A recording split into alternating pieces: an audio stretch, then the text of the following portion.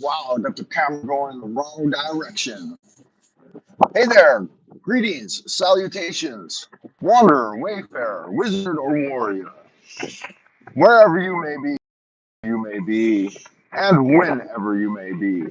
Welcome to Live Drive Jive Archive with your host, Frank Monday, broadcasting out of the central kingdom of the celestial dragon, Twilight Zone Old Peking. Monday through Friday, typically in the morning, what I like to call the morning grind, where we are in it to win it, man, battling with morning traffic, having ourselves a smoky smoke. Don't smoke, y'all. It's not good for your health, they say. Probably true. There are worse things like today's pollution. Beijing is said to, we are said to have had pollution levels over the last 30 years that rival chronic smoking.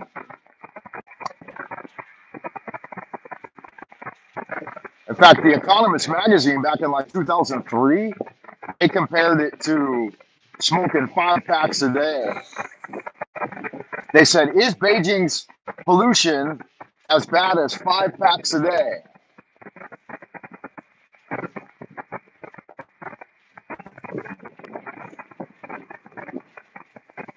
And of course, for me, I thought, wow, if the pollution levels are the equivalent of 5 packs a day, then if I smoke half a pack, it means that I'm the same as everyone else pretty much. I'm only five and this morning they're really getting it, man. They're just pulling straight onto the highway and hitting their brakes, checking the phone, what I call AI, asshats and idiots. That's about the size of it. That's okay though. We left, man, I put this seat back like this. That's supposed to have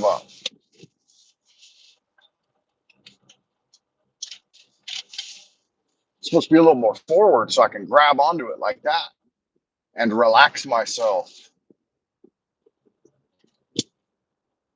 All right, anybody out there in Happy Land this morning? We've got on the digital clock here at Liangma Chao, and I do believe this is Liangma Chao, Sanyuan Dong Chao. That's not what this is. Maybe it is Sanyuan Dong Chao. What do I know? See if I can see any recognizable buildings.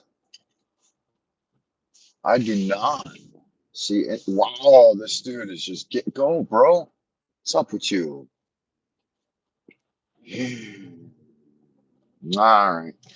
Just take it nice and easy. There's a dump truck filled with dirt and dropping dirt and rocks everywhere. Here's the expressway. Sanyuanchao. Yeah, it is Sanyuanchao. So why is it that I always thought this entrance was at Liangma Chao? I guess it's Sanyuanchao. What do I know? Once again, nothing from the abodes of dreamland this morning. I don't know what's up, man. I guess we're looking at the third quarter of the full moon. It is the third moon in the lunar calendar.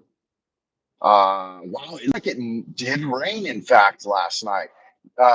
It's the holiday, not a holiday. It's one of the 24 lunar, one of the 24 solar segments in the lunar calendar called grain rain. So the Chinese name for it is Gu, and it means spring rains. There are 24 solar segments in the lunar calendar, and each one marks a transition in this. It marks a seasonal transition. Today is the one called grain rain, and it's supposed to provide rains for the early grain sprouts. And it looks like it did rain. The roads are wet. Maybe that's road cleaners, though. I don't. Pollution levels are certainly high today, though. I can feel it, and they've been high for the last couple of weeks. We've had quite a few clear days as well, but for some reason the pollution's back. Guess that's indicative of industry. Who knows? I remember during the first round of SARS Corona 1.0 in 2003, the pollution was so bad here that The Economist magazine was reporting on it. Globally, I think China, Beijing ranked, at least for a couple of years there, it ranked number one as the most polluted city, air pollution in the world. And I remember when I landed here the very first time in an airplane, I got off the airplane, I looked around and I thought, wow, is this, are we in the middle of a war zone? Because there were just so many clouds of, I mean, the pollution was mind-numbingly crazy. Your eyes would water, you could hardly breathe. And I dealt with that for a solid decade straight. And I always wondered why folks wore masks. I mean, I knew that they were doing it in reference to the pollution, but anything short of like scuba gear would not have protected you from what was going on back then.